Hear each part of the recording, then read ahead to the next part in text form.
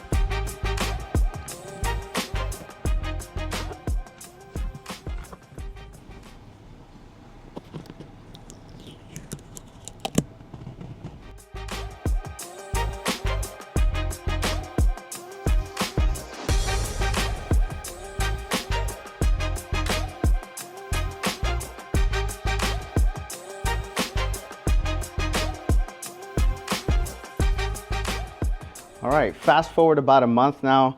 It's been a month since I've had these floor mats, and just kind of wanted to give you a real life example of what they look like once they're lived in.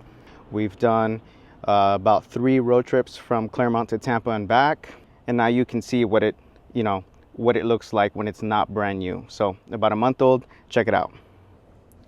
So you can see right here, got plenty of dirt, got a little bit of dog hair, crumbs and things like that. And like I've mentioned before, these things clean up super easily.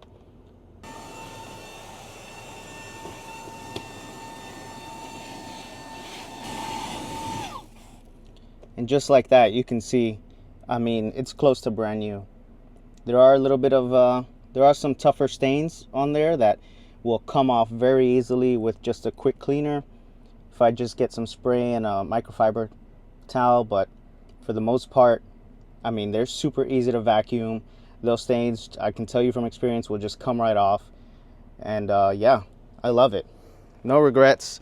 Like I said, it looks very close to like factory. It just blends in so nicely with the rest of the interior. And I would recommend these, 10 out of 10. The only thing that I will say is that they don't have anything that protects the back of the seats, which is what I wanted. So I went with a different solution for that, which I'll show you guys probably in another video. And yeah, loving every bit of it. If you want to know about the essential accessories you need for your new Tesla, go ahead and click up here. If you want to check out the mud flaps that I put in the vehicle, go ahead and click right here. Otherwise, don't forget to like and subscribe. All the links will be listed down in the description, and I'll catch you guys in the next one. Peace.